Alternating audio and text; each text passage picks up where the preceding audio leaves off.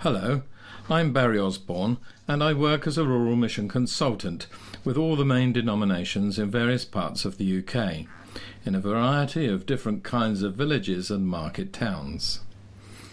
Over the years I've also researched, written and taught on the subject.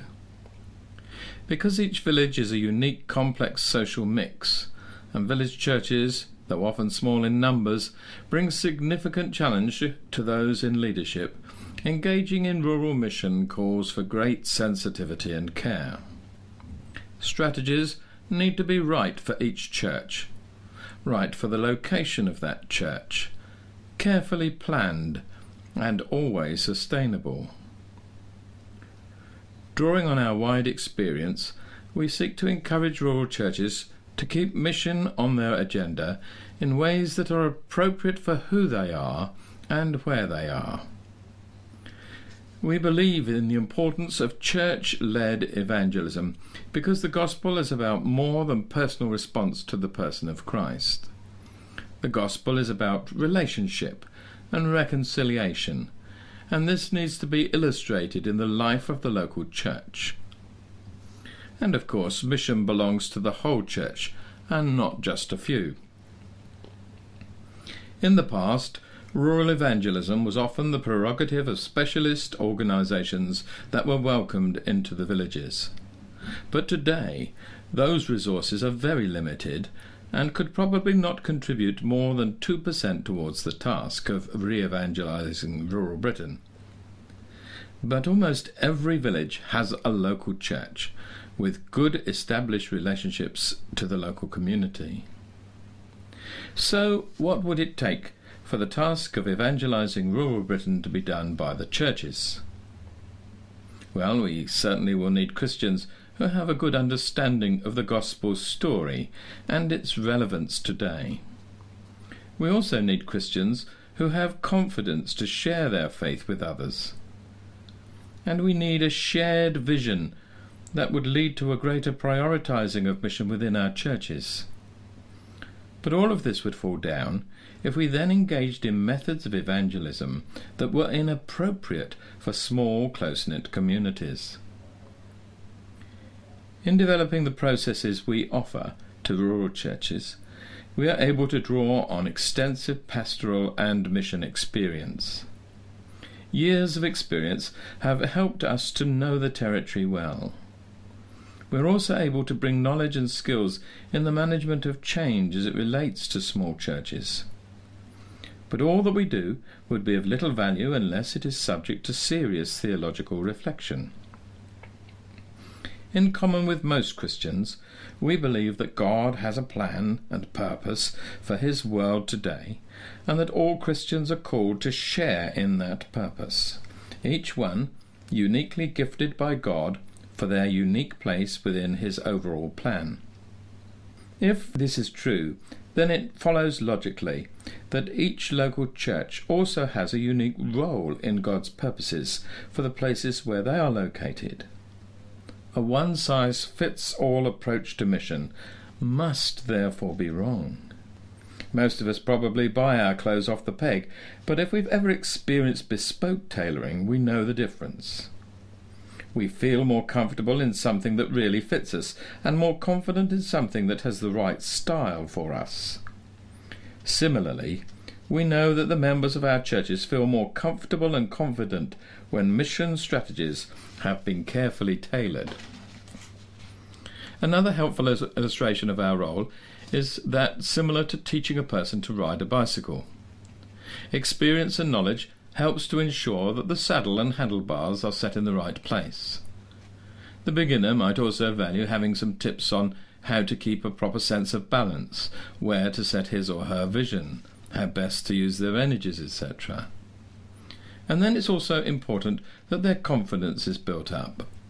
So we might start by holding on to the back of the saddle while they ride along, and we would run alongside until the moment comes when we can confidently leave the new cyclist to ride off, able to enjoy all the pleasures for themselves.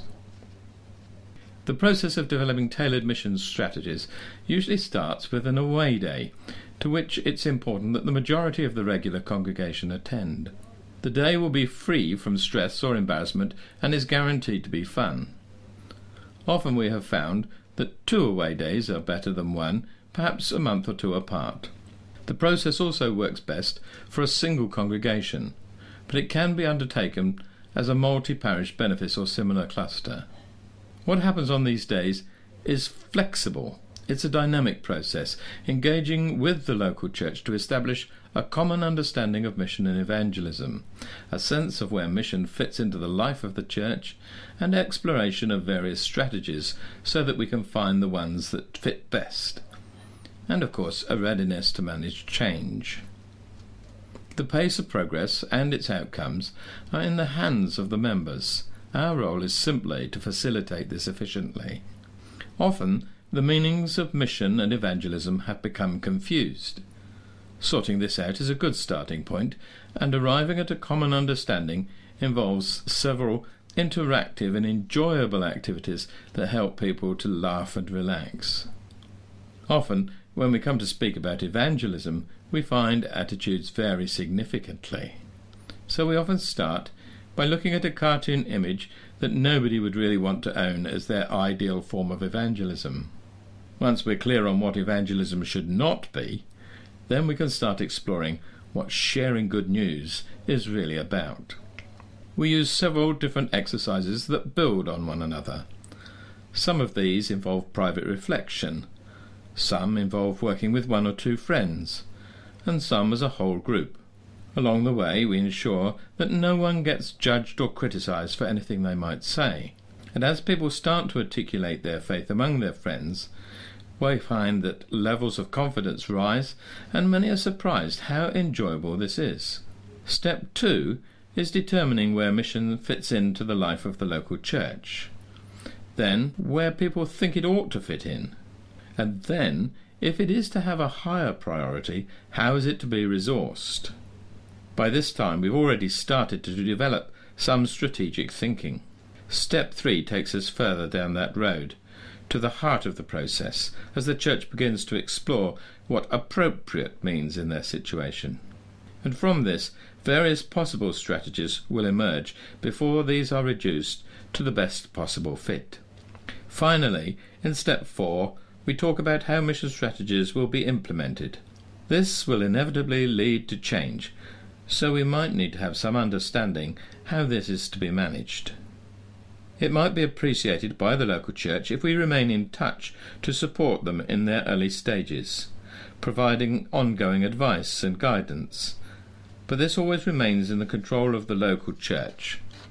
We encourage a 6-monthly or at least an annual review of progress.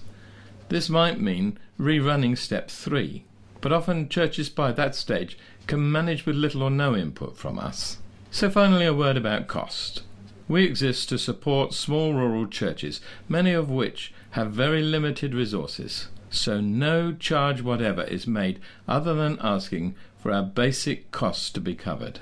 If it is possible for a church to make a donation in addition to covering our costs, then that's always appreciated, but it's never expected. Now, if you'd like to take this matter further, we can arrange for a no-obligation visit to your church to meet with you and any others just as is appropriate to you. I hope that you have found this helpful, and if there's anything further you need to know, please do contact us.